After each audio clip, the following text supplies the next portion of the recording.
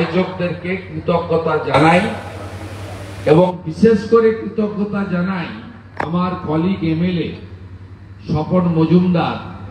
তিনি আজকে আপনাদের সঙ্গে আমার মিলিত হওয়ার সুযোগ করে দিলেন এই একটি সুন্দর এবং পবিত্র দিনে। একটু আগেই বক্তব্য রাখছিলেন গোটা ভারত জুড়ে যিনি রাষ্ট্রবাদী প্রচারকের কাজ করেছেন, এখনো করছেন, নীরবে নিভৃতে করছেন, স্বপ্ন দেখছেন, স্বপ্ন দেখাচ্ছেন। এই বাংলাতেও ডক্টর শ্যামাপ্রসাদ মুখার্জির মাটিতে রাষ্ট্রবাদ এবং জাতীয়তাবাদ এবং গৈরিকীকরণ আমাদের এই পূর্ণভূমিতেও সম্ভব। সম্মানীয় বিধান কর মহোদয়, আমাদের বর্ষিয়ান নেতা শঙ্কর চ্যাটার্জি মহোদয়, আমাদের মধ্যে উপবিষ্ট আছেন। আমাদের এই জেলায় যে তরুণ রাষ্ট্রবাদী প্রচারকের দায়িত্ব দেওয়া হয়েছে, রাজীব পোদ্দার মহোদয়। এটা রাজনৈতিক মঞ্চ নয়, রাজনৈতিক মঞ্চ হলে প্রেসিডেন্টের নাম আমি আগে বলতাম। রাষ্ট্রবাদী প্রচারক ভাই রাজীব। আমাদের মধ্যে মতুয়া সমাজ, ঠাকুর হরিচাঁদ ঠাকুর, গুরুচাঁদ ঠাকুরের প্রচারক আমাদের গোপাল ঠাকুর মহোদয় রয়েছেন। তিনি দল নিয়ে সব জায়গায় যান। আমাদের প্রসেনজিৎ ঘোষ রয়েছেন, হিন্দু ওবিসিদের জন্য লড়াই করছেন। পীযূষ কানোডিয়ার নাম তো আগেই বলেছি, এবং দ্বিতীয় তৃতীয় সারিতেও যারা আছেন, দেবাংশু, সাধু ঠাকুর সহ অনেকেই আছেন, আরো অনেকে আমার নামের সঙ্গে পরিচয় আছে। আমি আর কথা বাড়াবো না।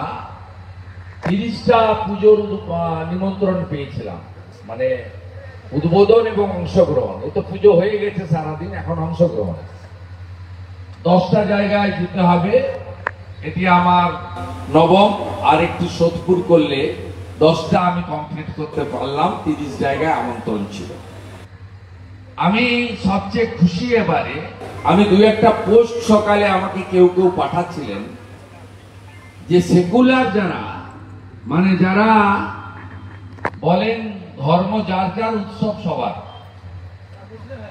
তারা সেকুলার, ধর্ম নিরপেক্ষ, মানে নাস্তিক বলা যেতে পারে। তাদের যত জ্বালা এই হিন্দু ধর্ম নিয়ে। তারা বলছেন এই অবাঙালি গণেশ পুজো এত হচ্ছে এখানে, কি ব্যাপার? অবাঙালি গণেশ পুজো মানে হিন্দুদেরকে ভাগ করো, বাঙালি আর অবাঙালি বলি।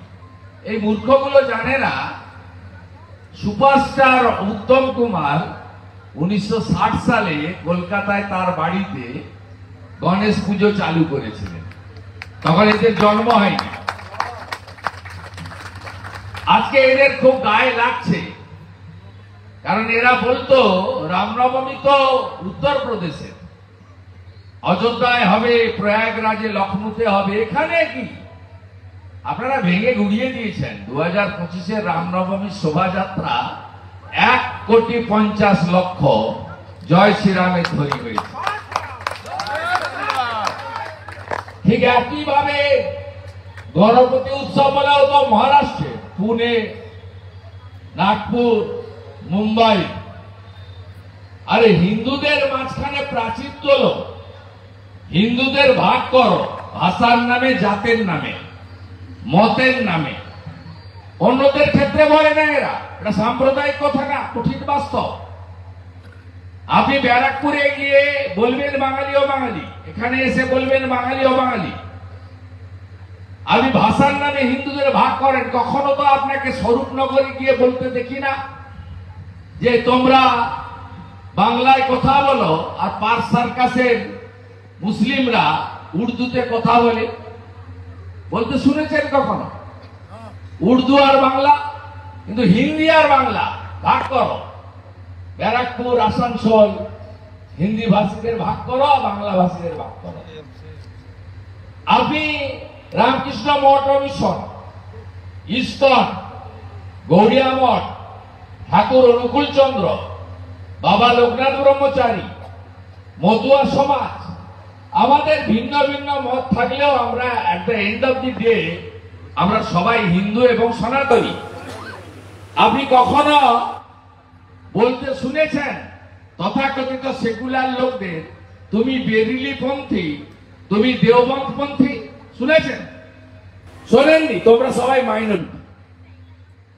যত আমাদের ব্রাহ্মণ, ক্ষত্রিয়, বৈশ্য, শূদ্র ভাগ করো, ভাগ হবেন না। গণপতি দেবের কাছে শপথ নিন, পশ্চিমবঙ্গকে বাংলাদেশ হতে দেব না, ধুলিয়ান শামসেরগঞ্জ হতে দেব না, হরগোবিন্দ দাস, চন্দন দাস হতে দেব না। এই কারণে গোরখপুর মহন্ত পীঠের মহারাজ যোগীজি বলেছেন বাটেঙ্গে তো কাটেঙ্গে। এই জন্য 500 বছর পরে অযোধ্যার রাম মন্দির, মহাকাল উজ্জয়িনীর মন্দির নবরূপে সজ্জিতকরণ, কেদারধাম, বদ্রী ধামে আদিগুরু শঙ্করাচার্যের হরপা বাণে ভেসে যাওয়া সমাধিস্থলকে পুনর্নির্মাণ এবং কাশী বেনারসকে গঙ্গার সঙ্গে জুড়ে দেওয়া বাবা বিশ্বনাথকে যিনি করেছেন তার নাম হচ্ছেন নরেন্দ্র দামোদর দাস মোদী। তিনি বলেছেন এক রহেগে তো সেফ রহেগে, এক যদি থাকেন সুরক্ষিত থাকবেন। তাই গণেশ দেবের কাছে, যিনি সমৃদ্ধি এবং সুখের দেবতা, আমাদের প্রার্থনা আমরা যাতে ঐক্যবদ্ধ থেকে ভারতবর্ষের 3টে নাম, একটি ভারত, একটি ইন্ডিয়া, একটি হিন্দুস্তান, এবং বিভীষিকাময় দেশের বিভাজন। আপনারা অনেকেই এক কাপড়ে এসেছেন, তখন পূর্ব পাকিস্তান, আজকের বাংলাদেশ থেকে। আমার মাও এসেছে বরিশাল থেকে, এক কাপড়ে হিন্দুত্ব হওয়ার জন্য। যন্ত্রণা আপনারা জানেন। সেদিন কিন্তু দেশ ভাগ হয়েছিল দ্বিজাতি তত্ত্বের ভিত্তিতে, এবং পাকিস্তানের সৃষ্টিও द्विजाति तत्वेर भित्तिते। ताई हिंदुस्तान में वही राज करेगा जो हिंदू हित में काम करेगा। हिंदू के भाषा जात सबार ऊर्ध्वे उठे ऐक्यबद्ध हওয়ার आवेदन जानिए गणपति देवेर काছে प्रार्थना করুন। আমরা ভালো নেই, আমাদের কন্যারা, বোনেরা, দিদিরা এই বাংলায় ভালো নেই, সুখও নেই, সমৃদ্ধিও নেই। 7 লক্ষ কোটি টাকা ঋণের বোঝা, 2 কোটি 15 লক্ষ বেকার, ভাতা সর্বস্ব হয়ে গেছে বাঙালি, চাকরি নেই, 60 লক্ষ পরিযায়ী শ্রমিক, 8200 স্কুল গত 1 বছরে বন্ধ, 6888 শিল্প বন্ধ। গণেশ দেবের কাছে প্রার্থনা করুন যে এমন একটা সরকার যাতে জনগণ উপহার দিতে পারে, যাতে হাতে পায়ে ধরে টাটাকে ফিরিয়ে এনে আমরা প্রায়শ্চিত্ত করতে পারি। সবাই ভালো থাকবেন। অ্যাডভোকেট কৌস্তব বাগচি সহ বাকি সকলকে ধন্যবাদ দিয়ে আমার কথা শেষ করলাম। গণপতি বাপ্পা मंगल मूर्ति, गणपति बप्पा मंगल मूर्ति, सनातन धर्म की, भारत माता की वंदे। धन्यवाद।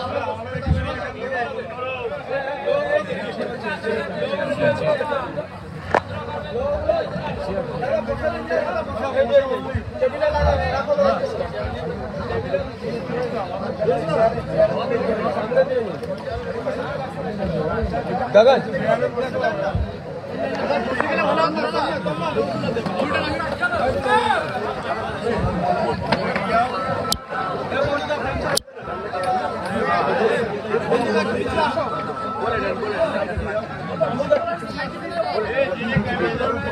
চন্দন আরে বন্ধু ভাই সোদপুর যাব এখন থেকে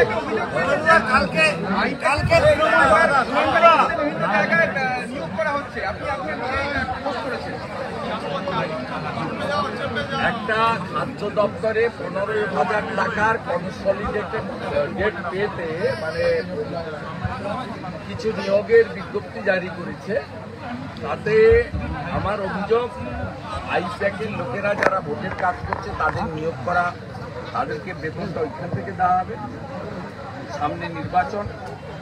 আর দ্বিতীয় হচ্ছে বাবা সাহেব আম্বেদকর এসসি এসটিদের সংরক্ষণ দিয়ে গেছিলেন। পরবর্তীকালে বিশ্বনাথ প্রতাপ সিং, লালকৃষ্ণ আদবানিরা মন্ডল কমিশনের মাধ্যমে ওবিসিদেরকে সংরক্ষণ দিয়েছিলেন। পরবর্তীকালে নরেন্দ্র মোদীজি আপার কাস্টের মধ্যে যারা অর্থনৈতিকভাবে দুর্বল তাদের জন্য ইডব্লিউএস দিয়েছেন নরেন্দ্র মোদী।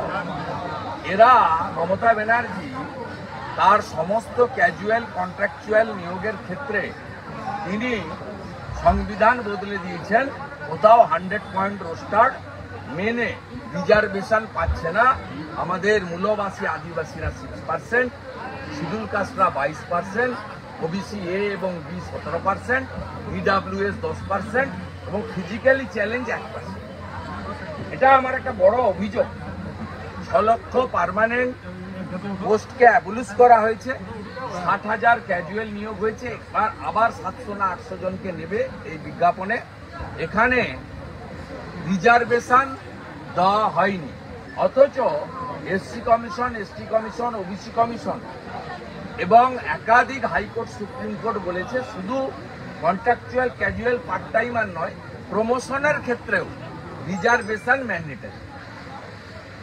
আজকে এই প্রশ্ন দুটো আমি বিরোধী দলনেতা, আমার এটা দায়িত্বের মধ্যে পড়ে, আমি তুলেছি। কালকে কলকাতা বিশ্ববিদ্যালয় পরীক্ষা রেখেছে তৃণমূলের প্রতিষ্ঠা দিবস, বাকি বিশ্ববিদ্যালয় পরীক্ষা বন্ধ করে দিয়েছে, কি বলবেন এটা নিয়ে? না, বলার কিছু নেই। পুরো ব্যবস্থাটাই লুম্পেনদের হাতে চলে গেছে। এরা চায় সমস্ত সরকারি স্কুল বন্ধ হয়ে গেছে। আপনি ভয়াবহ চিত্র দেখছেন।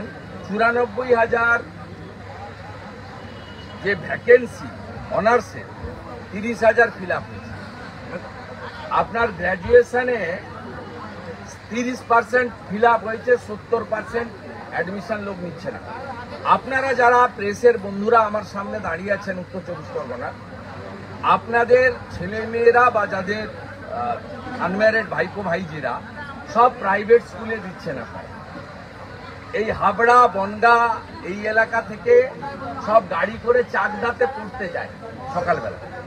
কালকে যারা পরীক্ষা শয়ে ছেলেমেয়েরা ভোরবেলা 5টায় উঠে 7টায় বাসে করে গাড়ি করে কত দূরে 30, 40, 50 কিলোমিটার দূরে চাকদায় গিয়ে পড়ছে। সরকারি শিক্ষা ব্যবস্থাকে ধ্বংস করে দেওয়া হলো। এর থেকে বড় যন্ত্রণা আর কিছু হতে পারে না। তাই তালা চাবি তো 8,200 লাগিয়ে দিয়েছেন, বাকিগুলো লাগিয়ে। আমাদের পাড়া আমাদের সমাধান সরকারি কর্মসূচিতে পড়াশোনা লাটে উঠেছে, সেই জায়গায় কি বলবেন?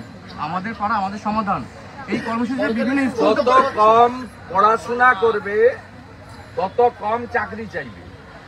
তাহলে এই 1000 টাকার ভাতা ডিসেম্বর মাসে আবার 200-300 বাড়াবে। এই 1200-1300 টাকার মধ্যেই কাজ শেষ। চাকরি দিতে গেলে ন্যূনতম 25-30 হাজার টাকা গ্রুপ দিতে লাগবে, আরো উচ্চশিক্ষা আরো বেশি লাগবে। তা এতগুলো লোককে চাকরি দেব কেন? পশ্চিমবঙ্গটাকে একদিকে তোষণ, অন্যদিকে ভাতাতে পরিণত করব, তাই শিক্ষা দেওয়ার দরকার নেই। এবং অধিকাংশ নিম্নবিত্ত দরিদ্র কৃষক পরিবারে তারা পড়াচ্ছেও, চাকরি তো হয় না, কেন পড়াবে? ন্যূনতম রিড অ্যান্ড রাইট করার পরে, 8-10 পাস করার পরে তারা সব বাইরের রাজ্যে কাজে চলে যায়। ভয়ঙ্কর অবস্থা। এ সব কিছুর মূলে একজন। আজকে কুইক রেসপন্সের মঞ্চে বসে এগুলো বলছে এই কারণে, এরা বিজেপি করেছিল বলে 2021 সালে হাবড়াতে এদের উপর যে পৈশাচিক আক্রমণ করেছিল জ্যোতিপ্রিয় মল্লিক, নীলিমেশদের বাহিনী, সেই দিন থেকে এরা ঐক্যবদ্ধ হয়েছিল রাষ্ট্রবাদী যুবকরা। আজকে তারা 5 বছর গণপতি উৎসব করলো। সেই সময় আমি আমার সাধ্য মতো এদের ফোনে যোগাযোগ রাখা, পাশে দাঁড়ানো, এদের হয়ে রাজ্যপালের কাছে যাওয়া, হিউম্যান রাইটসে যাওয়া, যেটুকু পেরেছি সাধ্য মতো করেছি। আজকে পশ্চিমবঙ্গে এই জিনিস, গণতন্ত্রে যে অবস্থা তৈরি হয়েছে, এই জায়গা থেকে এই লুম্পেন রাজ এই জায়গা থেকে বেরিয়ে আসতে গেলে এই মুখ্যমন্ত্রীকে শুধু নন্দীগ্রামে হারালে হবে না, প্রাক্তন মুখ্যমন্ত্রীকে। যে সকল পুজো কমিটি ভোটগ্রহণের পর শিলিগুড়িতে 8টা ক্লাব অনুদান থেকে বঞ্চিত হচ্ছে, এই তারা বিক্ষোভ দেখাচ্ছে। এই পুজোর যে অনুদান, এটা তো ভোট ব্যাংক টানার একটা মানে। আমি এটা নিয়ে মন্তব্য করব। আমাদের স্ট্যান্ড খুব ক্লিয়ার, 1,10,000 কেন 5,10,000 দিন, চাকরি দিন, শিল্প আনুন, কর্মচারীদের শিক্ষকদের ডিএ মেটান, পেনশনার্সদের ডিএ মেটান, পরিযায়ী শ্রমিককে ফিরিয়ে এনে কাজ দিন। 5,000 টাকায় কিচ্ছু হয় না। 1 কুইন্টাল চালের দাম 3,500 টাকা। একটা বাচ্চাকে ভালো করে পড়াতে গেলে স্কুলে রেখে, হোস্টেলে রেখে, গাড়িতে যাতায়াত করতে গেলে 4 থেকে 5,000 টাকা বাচ্চার পিছনে খরচ হয়। কিচ্ছু হয় না। আপনি এগুলো করে বাকি দান খয়রাতি করুন। বামের সময় মাথায় পিছু আপনার মাথায় ঋণ ছিল 19,000 টাকা। মমতা ব্যানার্জি এই 14 বছর, 14.5 বছরে আপনার মাথায় ঋণ করেছে 70,000 টাকা। এইটাই তো বাংলায় পেয়েছে। একদিক দিয়ে আপনার উপরে ঋণে চাপাচ্ছে, কারণ চিরদিন তো উনি থাকবেন না, তো বাংলার ঋণটা রয়ে যাবে। 2011 সালে 1,98,000 কোটি টাকা ঋণ ছিল। তখনকার জনসংখ্যা অনুযায়ী 19,000 টাকা মাথা পিছু ঋণ ছিল। আজকে 2025 সালে ঋণের পরিমাণ 7 লক্ষ কোটি টাকা। একটা পরিবারে যদি 5 জন থাকেন, 3.5 লক্ষ টাকা ঋণ নিয়ে আপনি হাঁটছেন। আজকে যে বাচ্চাগুলো ভূমিষ্ঠ হচ্ছে বাংলার মাটিতে, প্রত্যেকের মাথায় 70,000 টাকা করে ঋণ নিয়ে করছেন।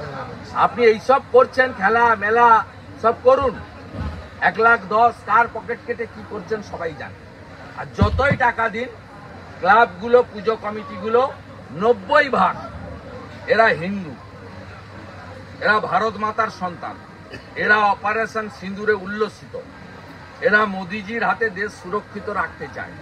মমতা বন্দ্যোপাধ্যায়ের আমলে মা দুর্গা নির্যাতিত। গতবারে হাওড়ার শ্যামপুরে 5টা দুর্গা মূর্তি ভেঙেছে। যত খুশি যা খুশি দিন, ভোট আপনাকে কেউ দিবে না। কোন প্রকৃত হিন্দু আপনাকে ভোট দিতে পারে না। সমাধানে